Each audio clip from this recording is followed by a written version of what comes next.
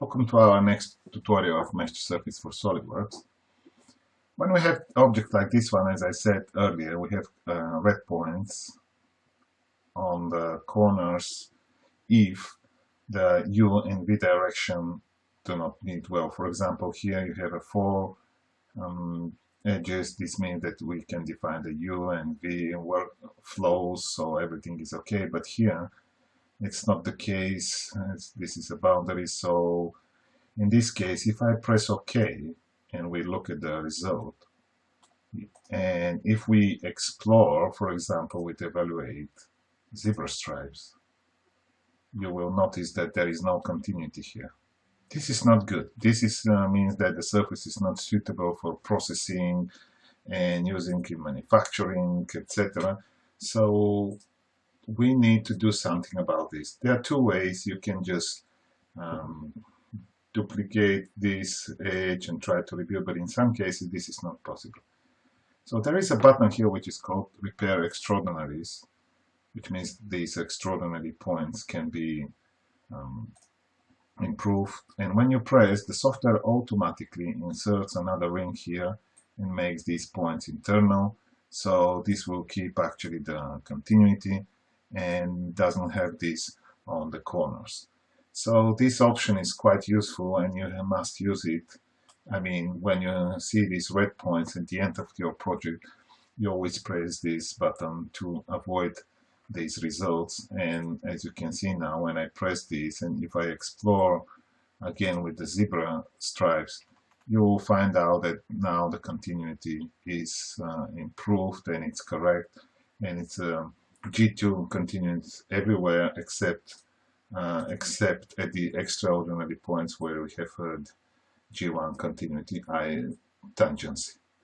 So this is about these repair extraordinaries. I hope this is useful. You can practice and avoid this. We will continue a bit more now to explore the last two general commands. One is called the smooth mesh.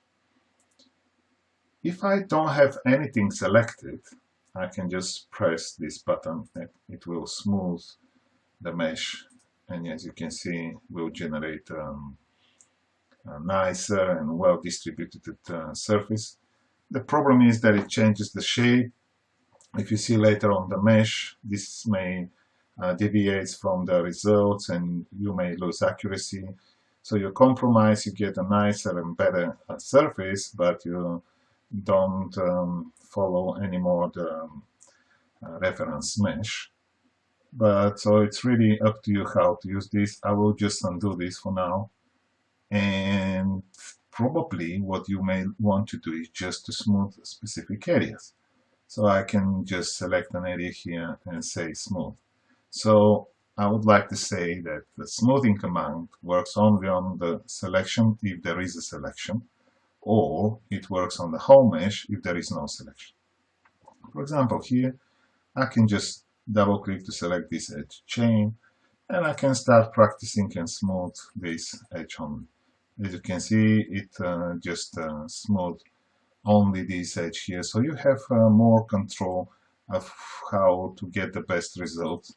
For example, I may get this chain and start smoothing only this area. So this gives you a lot of flexibility. And we would like to explore the last command, which is called the bridge selected edges. For this purpose, I will just duplicate these and make a few more here, and we'll hold the Alt key and we'll duplicate this.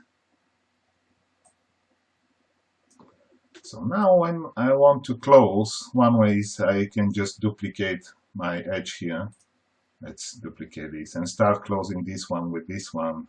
But in some cases it's a bit tedious and it takes a lot of time. So what we have here with the control, I can select what you see, 3 edges.